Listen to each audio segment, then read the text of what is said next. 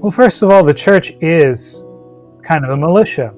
I think it may have come from the Baltimore Catechism. I never seen exactly where it comes from, but an old teaching in the church is you have one church, but three parts of the church, and it's a military image. You have the church militant is us. We're fighting the battle. And you have the church suffering, which is the souls in purgatory, and the church triumphant, which are the souls who have already entered into heaven.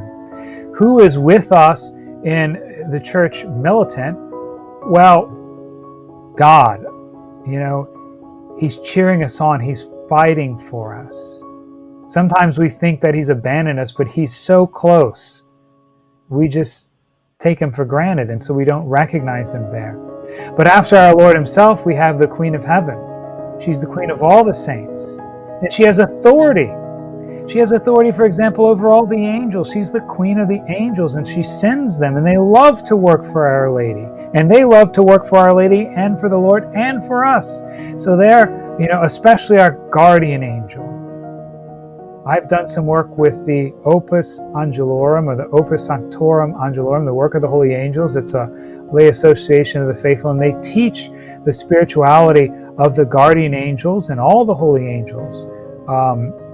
Putting all that very briefly, they are much forgotten, but they're very eager to help us. So we should always look first to our guardian angel, and even the holy angels, certainly Raphael, Michael, and Gabriel, to name it.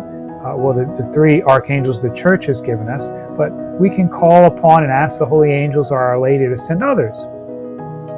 And the souls in purgatory. I like to think, this is a little bit speculative theology, but I like to think about, like I prayed for people in my own life, priests or lay people. They weren't perfect, but when I pray for them, their souls in purgatory, I like to think that part of their purgatory is praying for people like me, that I don't make the same mistakes they do. And so I ask for their help, the souls in purgatory. I pray for them. You see, it's a back and forth again in the church. I pray for them, and I ask them to pray for me, because I know that they've been in my shoes.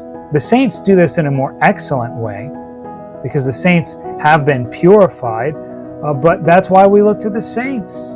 St. John Vianney, and we look to him as the patron of priests. Why? Because he's been in our shoes. He understands, and therefore he can effectively intercede for us.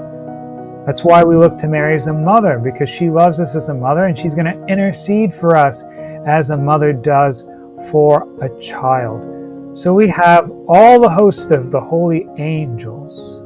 Like in the Sanctus in the Mass, we say Dominus Deus Sabaoth, or that word in Latin comes, I believe, from a Hebrew word. It means like a host. It's a reference to the angels, like the angel armies. The Lord, the God of angel armies, we're praying to. Well, that's who is on our side. And we have all of their help together, very much, in this battle of good and evil that is our lives.